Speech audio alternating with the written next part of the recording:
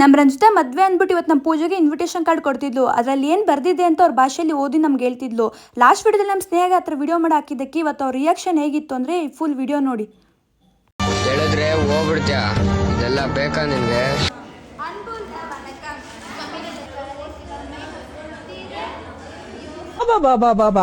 ಮದುವೆ ಅಂದ್ಕೊಂಡ್ರ ಅಲ್ಲ, ಅವ್ರ ಮನೆ ಗೃಹ ಪ್ರವೇಶ ಅಂದ್ಬಿಟ್ಟು ಕಾರ್ಡ್ ಕೊಡ್ತಿದ್ರು. ಅವ್ರ ಭಾಷೆ ಅಂತೂ ನಮ್ಗಂತೂ ಏನೂ ಅರ್ಥ ಆಗಿಲ್ಲ.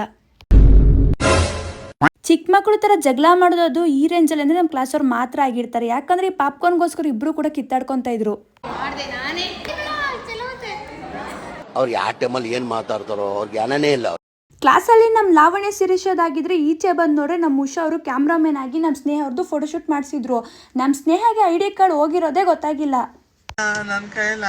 ನಿಮ್ಗೆ ಹಂಗಲೂ ಇಂಥ ಫ್ರೆಂಡ್ ಇದ್ದೇ ಇರ್ತಾರೆ. ಎಷ್ಟಿಂದ್ರೂ ಕೂಡ ದಪ್ಪ ಆಗಿಲ್ಲ, ಕಡ್ಡಿ ಥರ ಇರೋ ಫ್ರೆಂಡ್ನ ಟ್ಯಾಗ್ ಮಾಡಿ. ನಿಮಿಷಕ್ಕೂ ಏನಾದರೂ ನೀನು ತಿಂತಿರ್ಬೇಕು. ಇವತ್ತಾದ್ರು ಟ್ರಾಫಿಕ್ ಇರಬಾರ್ದು ಅಂತ ಅನ್ಕೊಂಡು ಬಂದರೆ ಆಲ್ರೆಡಿ ಇಲ್ಲಿ ಟ್ರಾಫಿಕ್ ಸ್ಟಾರ್ಟ್ ಆಗಿತ್ತು. ಮನೆಗೆ ಹೋಗೋದಕ್ಕಂತೂ 4:40 ಆಗಿತ್ತು. ಇವತ್ತಿನ ವಿಡಿಯೋ ಇಷ್ಟೇ ಅಂತ ಹೇಳ್ತಾ ಮುಂದಿನ ವಿಡಿಯೋ ಸಿಗೋಣ.